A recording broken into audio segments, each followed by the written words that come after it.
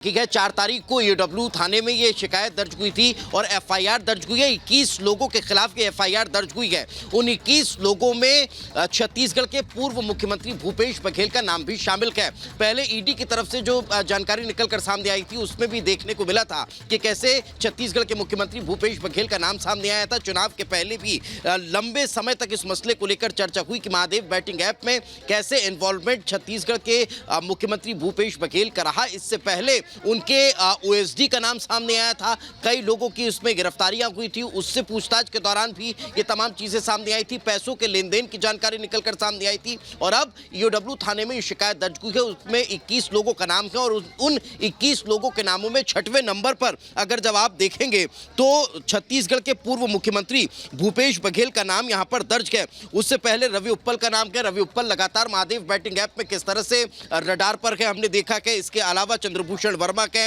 असीम दास जिसकी गाड़ी से पैसे बरामद हुए थे उसका नाम सामने आया था। सतीश चंद्राकर का नाम कहीं किसी से छुपा नहीं है। सौरभ चंद्राकर को अब पूरा देश के नहीं बल्कि विदेश के लोग जान रखेंगे कि आखिर सौरभ चंद्राकर कौन है और कैसे महादेव बैटिंग ऐप के जरिए पैसों को का लेन देन हुआ क्या, कैसे इतना बड़ा घोटाला सामने आया क्या। और अब उसमें उस एफआईआर में 4 तारीख को जो एफआईआर दर्ज हुई है उसका खुलासा हुआ क्या और उसमें छत्तीसगढ़ के पूर्व मुख्यमंत्री भूपेश बघेल का नाम दर्ज है 6ठे नंबर पर। उस नाम के आगे एड्रेस लिखा हुआ है, भिलाई का पता यहां पर दिया हुआ है। साथ ही साथ नीतीश दीवान के, अनिल कुमार अग्रवाल के, विकास अपरिया के, रोहित गुलाटी के, विशाल आहूजा के, तमाम वो नाम हैं जो महादेव बैटिंग ऐप में किसी ना किसी तरह से इन्वॉल्व रखे हैं, पैसों के लेन देन में इन्वॉल्व रखे हैं। और यही कारण है कि एक बड़ा खुलासा जो है वो यहां पर, अब जरा मैं आपको नाम दिखा देता हूं। मेरे कैमरा पर्सन से कहूंगा जरा जूम करिए।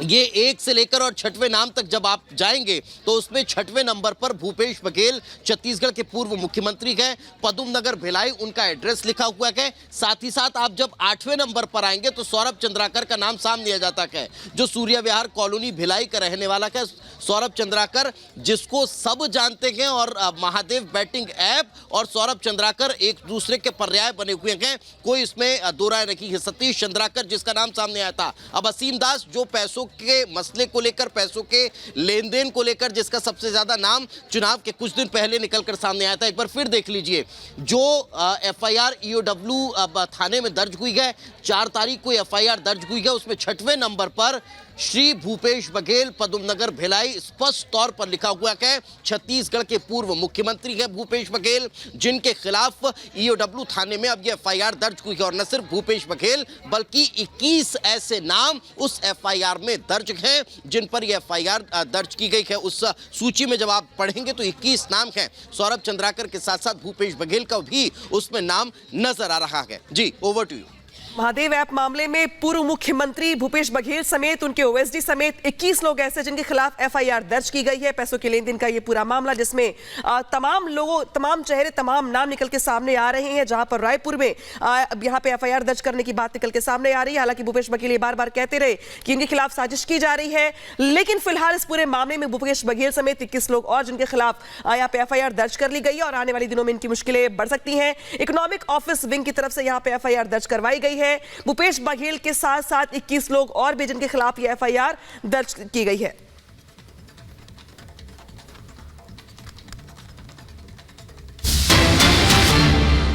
इस बीच एक और बड़ी खबर आपको बता दें, गुजरात विश्वविद्यालय में विदेशी छात्रों पर हमले का मामला सामने आया है। अहमदाबाद पुलिस कमिश्नर ने मौके का दौरा किया है। नमाज पढ़ने पर विदेशी छात्रों से बहस हुई। बहस के बाद अज्ञात लोगों ने वहां पर मारपीट शुरू कर दी। तस्वीरें सामने आई हैं। अज्ञात लोगों ने पथराव भी किया है, तोड़फोड़ भी की है। एक आरोपी की पहचान की गई है। सीपी ने इस बाबत जानकारी दी है। 25 लोगों के खिलाफ एफआईआर दर्ज कर ली गई है। देखिए तस्वीरें हम आपको दिखा रहे हैं जहां पर विदेशी छात्रों के साथ बहस होती है नमाज पढ़ने को लेकर और ऐसे में छात्रों पर हमला यहां पर किया जाता है, तोड़फोड़ की जाती है। तस्वीरें फर्स्ट एंड एक्सक्लूसिव आपको रिपब्लिक भारत पर दिखा रहे हैं। ये देखिए कैमरा 1 और कैमरा 2 दो कैमरों की नजर से आप ये तस्वीर देख पा रहे हैं जहां पर आप देख पा रहे हैं कैमरा 1 में कि किस तरीके से गाड़ियां यहां पर खड़ी हुई हैं और ये कुछ अज्ञात लोग हैं जो वहां पर एंटर करते हैं। और कैम 2 की तस्वीर आप देख पा रहे हैं जहां पर ये पथराव, और जब पथराव होता है, तोड़फोड़ होती है, मारपीट होती है, उसके बाद मौके पर पुलिस पहुंच चुकी है और मौके का मुआयना भी पुलिस ने किया है। स्थिति फिलहाल कैसी है इस बाबत जो जानकारी है वो एक एक कर एकत्रित की जा रही है। लेकिन सवाल यहां पर यह खड़ा हो जाता जाता है कि आखिर नमाज के नाम पर या धर्म के नाम पर यहां पर माहौल बिगाड़ने की कोशिश किसने की। बिल्कुल, 2 तस्वीरों के जरिए हम आपको दिखा रहे हैं। आपको बता दें कि घटना के बाद 25 लोगों के खिलाफ में एफआईआर भी यहां पर दर्ज कर ली गई है। पुलिस लगातार इस मामले की तफ्तीश कर रही है। गुजरात विश्वविद्यालय का यह मामला हैरान करने वाला है। विदेशी छात्रों के साथ में मारपीट की गई।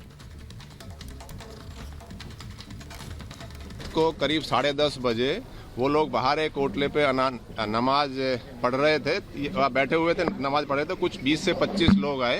उन्होंने उनके साथ कहा कि भाई आप यहाँ क्यों नमाज पढ़ रहे हो, आपको ईद मतलब जो मस्जिद वगैरह में पढ़ना चाहिए। इस पर उनकी बोलाचाली हुई और मारामारी हुई। उसके बाद उन्होंने पत्थर फेंके हैं, रूम्स में तोड़फोड़ की है बाहर से जो लोग आए हैं, और आधे घंटे में लोकल पुलिस इंस्पेक्टर भी आ गया है।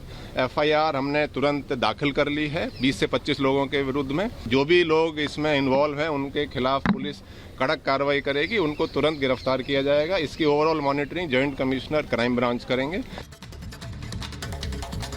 और अब बात करते हैं पुणे में सामने आए लाइव मर्डर की। जी हां, महाराष्ट्र के पुणे में दिल दहला देने वाला मामला सामने आया, जहां एक होटल में खाना खाने आए एक शख्स की बेरहमी से हत्या कर दी गई। पूरी वारदात को 8 लोगों ने मिलकर अंजाम दिया। रिपोर्ट देखिए।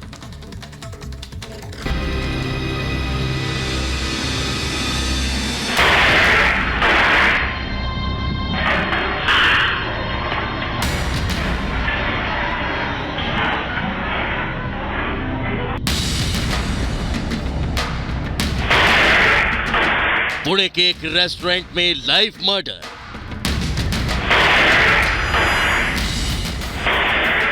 पहले गोली मारी, फिर धारदार हथियार से ताबड़तोड़ हमले किए। तस्वीरें आपको विचलित कर सकती हैं, मजबूत से मजबूत शख्स के दिल को दहला सकती हैं। तस्वीर विभत्स होने के कारण इसे दिखा नहीं सकती। महाराष्ट्र के पुणे में शनिवार की रात करीब 8 बजे 4 लोग रेस्टोरेंट में खाना खाते हैं। एक टेबल पर बैठकर बात करते हैं, जिसमें सफेद टी शर्ट और ब्लैक जीन्स पहने एक युवक आराम से फोन पर बात कर रहा होता है। बाकी के 3 दोस्त उसकी बात सुनते हैं। तभी 2 बदमाश एक पॉलिथीन लिए रेस्टोरेंट में अंदर दाखिल होते हैं। पहले तो पिलर के पीछे छिपते हैं, जिसमें से एक पॉलिथीन के अंदर रखे पिस्टल निकालता है और दूसरा अपने पैंट की जेब से। वो तेजी से आगे बढ़ते हैं। फोन पर बात कर रहे युवक के पास पहुंचते ही उसके सिर पर ताबड़तोड़ फायरिंग कर देते हैं। उसके दोस्त हमला होता देख वहां भाग खड़े होते हैं और गोली लगने से युवक टेबल पर की दम तोड़ देता है। तभी रेस्टोरेंट के बाहर खड़ी एक कार से 6 और हमलावर धारदार हथियार के साथ दौड़ते हुए दाखिल होते हैं। नफरत ऐसी कि सिर पर ताबड़तोड़ हमले करते हैं। गंडासे से पहले सिर पर कई गहरे चोट पहुंचाते हैं। हमला करते वक्त गंडासा गर्दन में फंस जाता है। फिर वो नहीं थमते, गले से निकाल कर फिर से वार करते हैं। इस दौरान रेस्टोरेंट में खाना खा रहा है एक परिवार, जिसमें 2 बच्चे भी थे। उनको लेकर माता पिता बाहर भागते हैं।